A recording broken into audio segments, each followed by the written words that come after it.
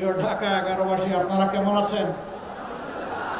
আলহামদুলিল্লাহ রাব্বিল আলামিন, ওয়াসসালাতু ওয়াসসালামু আলা রাসূলিহিল কারীম ওয়া আলা আলিহি ওয়া সাহবিহি ওয়া আহলি বাইতি আজমাইন।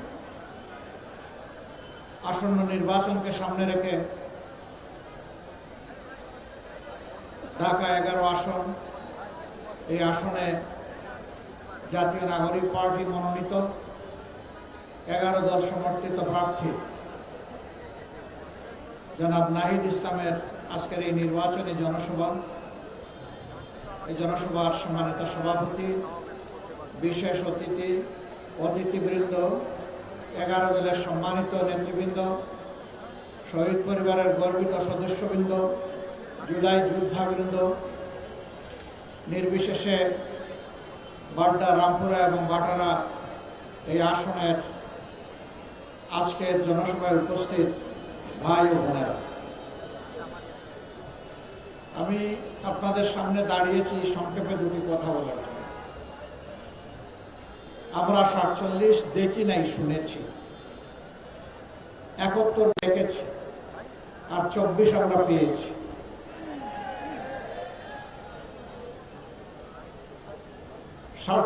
যে আকাঙ্ক্ষা ছিল, 71 হুবহু তাই ছিল, 24 সেই আকাঙ্ক্ষার বাস্তবায়নের বিস্ফোরণ ঘটেছিল। 47 পরে 23 বছর জাতির আকাঙ্ক্ষা পূরণ হয়নি, 71 পরে 52 বছর সেই আকাঙ্ক্ষা পূরণ হয়নি, এখন 54 অতিক্রম হয়ে গেছে। 24 আমাদের যুব সমাজ, ছাত্রছাত্রীরা বিশাল কোনো দাবি নিয়ে রাস্তায় নামেনি।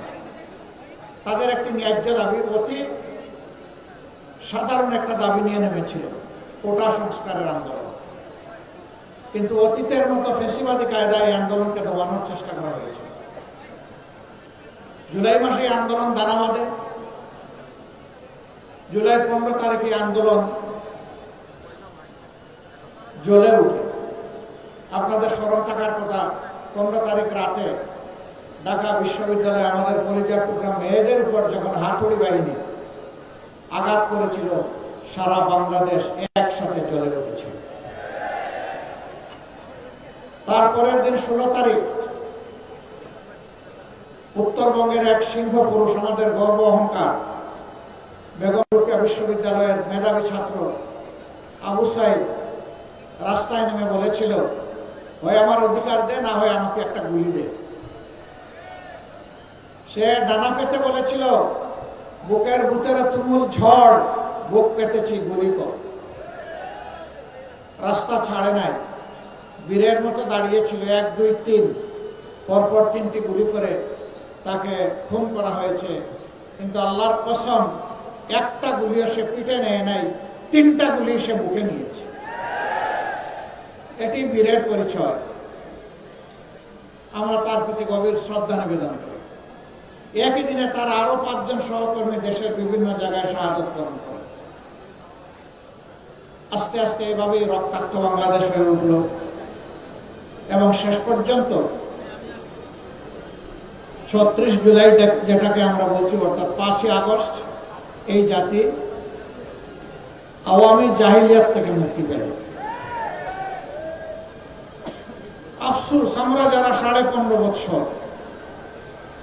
আওয়ামী জাহিলিয়াতের জাতাকলে পিষ্ট ছিলাম, বিভিন্ন রাজনৈতিক দল, আলিম ওলামা, সাংবাদিক বন্ধুগণ, সুশীল সমাজের সদস্য, কৃষক, শ্রমিক, মোটে মাঝি, যারাই ছিলাম, এর মধ্যে একটা অংশ এই মজলুম অবস্থার পরিবর্তন করে রাতারাতি তারা জালিমের ভূমিকায় অবতীর্ণ হয়ে গেল।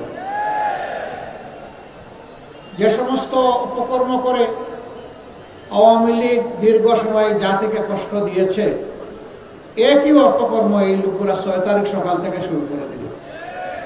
আমরা বিনয়ের সাথে তাদেরকে অনুরোধ করলাম যে মজলুম ছিলেন, জালিম হবেন না। মজলুমের কষ্ট তো বুঝার কথা, তাই এখন মানুষকে কষ্ট দিচ্ছেন কেন? কিন্তু না, আমরা লক্ষ্য করলাম বেপরোয়া গতিতে চাঁদাবাজি, দখলবাজি, মামলাবাজি শুরু হয়ে গেল। এখনো অনেকে বলেন, বড় বড় ব্যবসায়ীরা বলেন, আমরা যাব কোথায়? আমাদেরকে জিম্মি করে আমাদের বিরুদ্ধে মার্ডার মামলা দিয়ে এখন আমাদের কাছ থেকে কোটি কোটি নয়, শত শত কোটি টাকা দাবি করা হচ্ছে। কারা দাবি করছে জানেন? এই 15.5 বছর যারা বাংলাদেশের মাটিতে ছিলেন না, পালিয়ে গিয়ে অন্য কোনো জায়গায় নিরাপদ আশ্রয় গ্রহণ করেছিলেন, ফিরে এসে তারাই সেই মামলা বাণিজ্য করছে।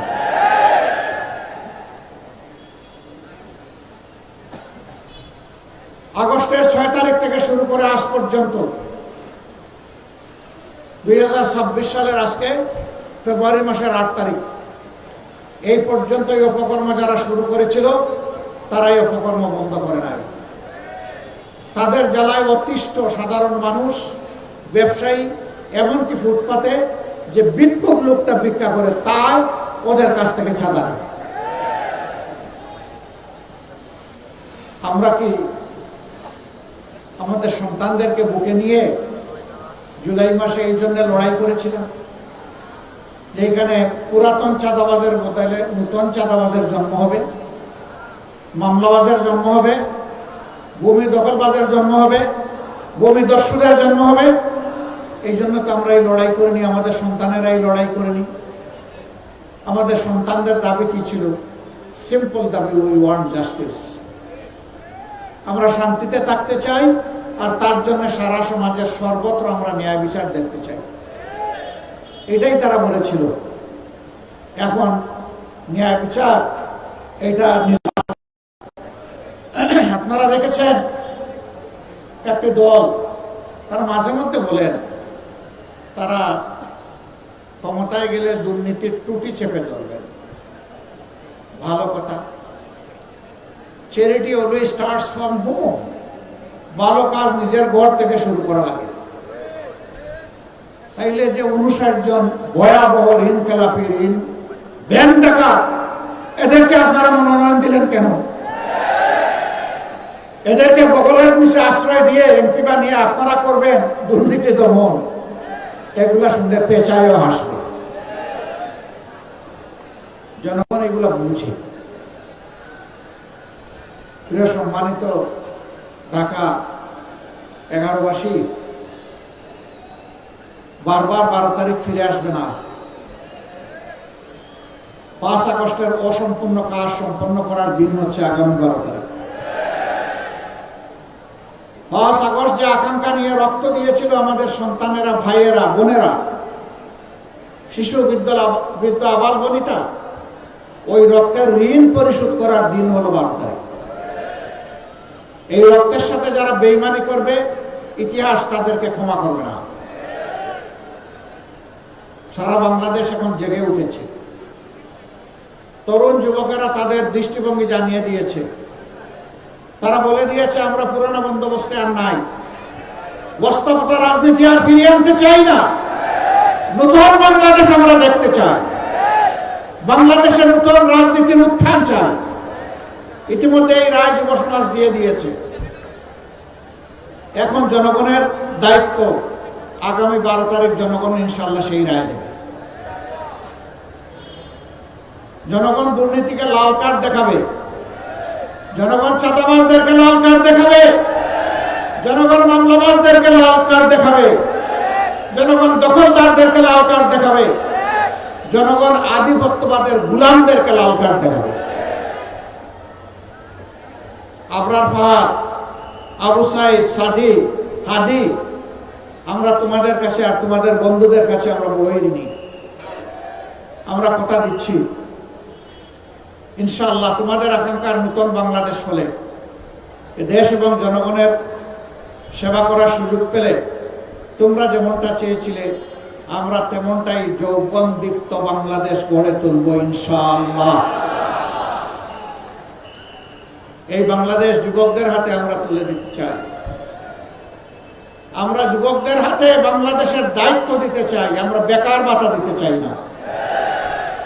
24-এর যুবকেরা কোথাও গিয়ে কারো কাছে বলে নাই দে দে বেকার ভাতা দে, স্লোগান দিয়েছিল কেউ? তাইলে আজকে বেকার ভাতার কথা উঠে কেন? আমি মনে করি যেই সন্তানেরা সেদিন চিৎকার দিয়ে বলেছিল, আমাদের অধিকার দাও, আমাদের হাতে আমাদের ন্যায্য কাজ তুলে দাও, তাদেরকে বেকার ভাতা কথা বলার মানেই হচ্ছে যুব সমাজকে অপমান করা। যুব সমাজ, আপনারা সেই অপমান সহ্য করতে রাজি আছেন? আপনারা বেকার ভাতা চান না কাজ চান? কাজ চান? আচ্ছা, যারা চান তারা একটু হাত তুলেন। ও মাশাআল্লাহ, সবাই যুবক। তাইলে এই স্টেজে আমরা যারা আছি আমরাও যুবক, আমরাও সামিল হয়ে গেলাম যুবকদের সাথে ইনশাআল্লাহ। সম্মানিত ভাইরা, 10 টাকা শের দরে চালকে এখনো পেটের ভিতর গরম রয়েছে, ফাঁপা যায়নি। এখন আবার নতুন করে এই কার্ড সেই কার্ড, গাঁটে গাঁটে কার্ড।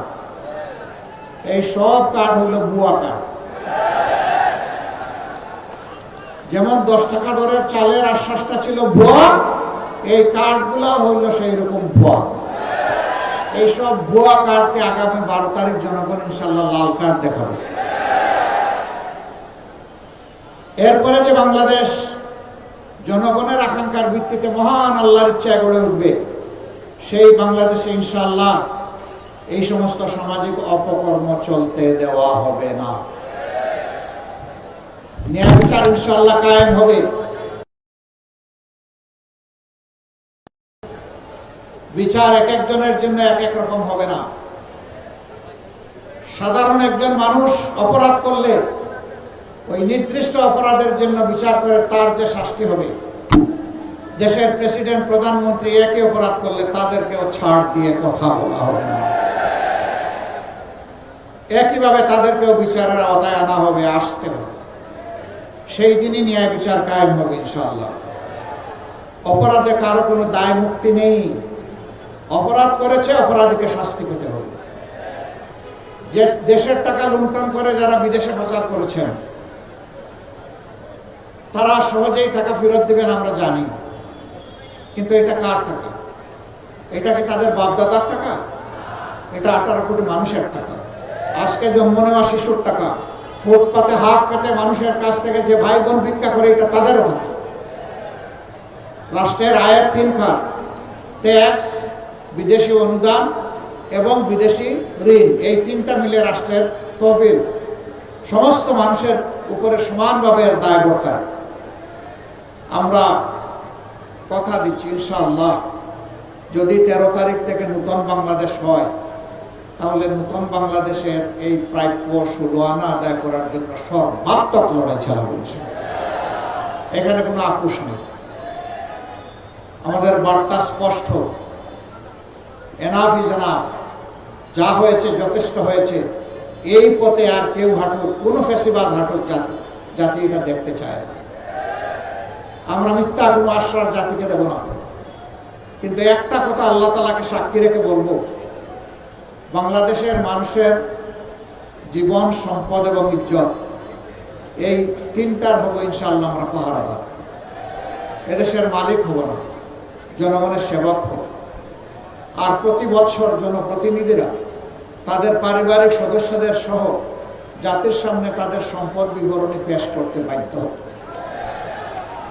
আমরা দেখি কার শ্বশুর বাড়িতে সম্পদ হলে, সোনা বলে একটু দেখতে চাই।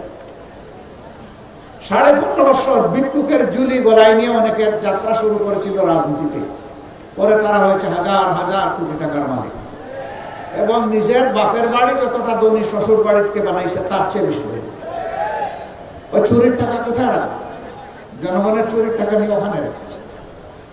আমরা ওই নতুন শ্বশুর বাড়ি আর তৈরি করবো না ইনশাআল্লাহ। শ্বশুর বাড়ি থেকে যৌতুক নেওয়া যেমন হারাম, জনগণের লুণ্ঠিত টাকা ওদের কাছে রাখাও তার চেয়ে ভয়াবহ। এই 2টার ইনশাআল্লাহ অবসান হবে। এই প্রিয় দেশে নারী পুরুষ সবাই মিলে দুনিয়ার সব জায়গার মতো বাংলাদেশ। আমাদের দেশে আমাদের মা বোনদের ইজ্জতের কোনো নিরাপত্তা নেই। গড়েও নাই, রাস্তায়ও নাই, কর্মস্থলেও নাই। ইনশাআল্লাহ অগ্রাধিকারের ভিত্তিতে এইটাই আগে নিশ্চিত করা হবে। যে জাতি তাদের মাদেরকে সম্মান করতে জানে, সেই জাতিকে আল্লাহ তাআলা সম্মান বাড়িয়ে দেন। আর যে জাতি তাদের মায়েদেরকে, মায়ের জাতিকে মা বোন এবং মেয়েদেরকে সম্মান করতে জানে না, আল্লাহ তাআলা কিভাবে তাদেরকে সম্মানিত করবেন? দুইজন মানুষ ছাড়া সবাই মায়ের গর্ভ থেকে দুনিয়া এসেছে, হযরত আদম আলাইহিস সালাম এবং হযরত হাওয়া আলাইহিস সালাম। বাকি সবাই মায়ের পেট থেকে দুনিয়া এসেছে। হযরত ঈসা ইবনে মারইয়াম আলাইহিস সালামের বাবা ছিলেন না, কিন্তু মা ছিলেন। মায়ের ঋণ শোধ করা কোনো সন্তানের পক্ষে সম্ভব নয়। সেই মাকে একটু সম্মানও দেখাবো না, এর চাইতে বড় জুলুম আর কি হতে পারে? ইনশাআল্লাহ আমরা তাদের সম্মানটুকু এবং নিরাপত্তাটুকু ইনশাআল্লাহ নিশ্চিত করব। আল্লাহ যেন আমাদেরকে তাওফিক দান করে। এই নাহিদ ইসলামরা ইনশাআল্লাহ আগামীতে বাংলাদেশ নামের উড়োজাহাজ যেটা, ওইটার ককপিটে ওদেরকে পাইলট হিসাবে, ক্যাপ্টেন হিসাবে বসাই দেবো। আর আমরা গিয়ে পিছনের সিটে প্যাসেঞ্জার হিসাবে বসবো। আমরা বিশ্বাস করি বাংলাদেশকে সঠিক গন্তব্যে এরা নিয়ে যাবে ইনশাআল্লাহ। বাংলাদেশের উন্নয়ন কেউ ঠেকাতে পারবে না। এদেশের মানুষ মেধাবী এবং পরিশ্রমী। অতীতের নেতৃত্বের মধ্যে সততার অভাব ছিল, তাদের মধ্যে দুর্নীতি থেকে হাতকে মুক্ত রাখার সেই শপথ ছিল না, দেশের প্রতি দায় ছিল না। এই জন্যই বাংলাদেশ আগাতে পারেনি। আমরা আশা করব যুবকরা আমাদেরকে হতাশ করবে না ইনশাআল্লাহ। তারা আমাদেরকে সামনে নিয়ে এগিয়ে যাবে। আজকে একজন যথার্থই বলেছেন, এখানে দুইজন প্রার্থী আছেন, দুইজনকে আপনারা চিনেন। নাহিদ ইসলামের জন্ম এখানে, বেড়ে ওঠা এখানে। আমি মার কাছে মাসির গল্প শোনাতে চাই না, আমার চাইতে নাহিদকে আপনারা ভালো চিনেন। কিন্তু এটা বলতে চাই, ইনশাআল্লাহ ইনসাফের বাংলাদেশের পক্ষে জনগণের রায় আল্লাহর মেহেরবানিতে যদি অর্জিত হয়, তাইলে সেই সরকারে অবশ্যই নাহিদ ইসলামকে আপনারা একজন মন্ত্রী হিসাবে দেখবেন। আমরা হাতে হাত ধরে একসাথে কাজ করব, তবে শুধু 11 আসনের জন্য নয়। আমরা বাংলাদেশের 56,000 বর্গমাইলের প্রতি ইঞ্চি মানুষ আর 18 কোটি মানুষের প্রত্যেকের হকের উপরে আমরা পাহারাদারি করবো ইনশাআল্লাহ। কারোর সাথে আমরা বেইনসাফি করবো না। এই এলাকা ঢাকার অন্তর্ভুক্ত, রাজধানীর প্রাণকেন্দ্রে অবস্থিত হওয়া সত্ত্বেও হাজারো সমস্যা জর্জরিত ওই কারণেই যে সমস্যাগুলো সমাধান করতে গিয়ে দেশের টাকা বিদেশে চলে গেছে, কোনটা কানাডা, কোনটা সিঙ্গাপুর, আর গড়ে উঠেছে সুরম্য বেগমপাড়া। আমরা যদি সেই টাকাগুলো ফিরিয়ে আনতে পারি, আর আগামীতে আর কোন রাজনৈতিক দুর্বৃত্ত যদি দেশের টাকা লুণ্ঠনের সেই দুঃসাহস না দেখায়, বাংলাদেশ হুড় করে সামনের দিকে এগিয়ে যাবে ইনশাআল্লাহ। এই জাতির ভাগ্য বদলের জন্য 5টি বছর আমরা মনে করি যথেষ্ট। এরপরে বাংলাদেশ রাস্তা খুঁজে পেয়ে যাবে এবং সেই মহাসড়ক ধরে ইনশাআল্লাহ বাংলাদেশ এগিয়ে যাবে সামনের দিকে। আমরা আপনাদেরকে ওরকম কোনো আশ্বাস দেব না, এখানে যেটা আছে তাই দিব, যেটা নাই ওটা অন্যভাবে বলবো, এগুলা নাই। আমরা কোনো ভুল বল আশ্বাসে নাই। যা বলবো ইনশাআল্লাহ আল্লাহর উপর ভরসা করে সেইটাই করার চেষ্টা করবো, জান প্রাণ দিয়ে। যেভাবে জুলাই এনে দিয়েছে আমাদের সহযোদ্ধারা জান প্রাণ দিয়ে, সেইভাবে আগামীর দায়িত্ব আমরা পালন করবো ইনশাআল্লাহ জান প্রাণ দিয়ে। আসুন একটা বেইনসাফি মুক্ত, জুলুমবাজ মুক্ত, চাঁদাবাজ মুক্ত, দখলবাজ মুক্ত, মামলাবাজ মুক্ত, আধিপত্যবাদ মুক্ত একটা ন্যায় ইনসাফের মানবিক বাংলাদেশ গড়ার জন্য আমরা হাতে হাত, কাঁধে কাঁধ মিলিয়ে সামনের দিকে এগিয়ে যাই। আল্লাহ আমাদেরকে তাওফিক দান করুন। এবার আমি 11 দলের পক্ষ থেকে আমাদের স্নেহভাজন জাতীয় নাগরিক পার্টির আহ্বায়ক, জুলাইয়ের সেনাপতি, তার হাতে আমরা 11 দলের প্রতীক আমরা তুলে দেব ইনশাআল্লাহ।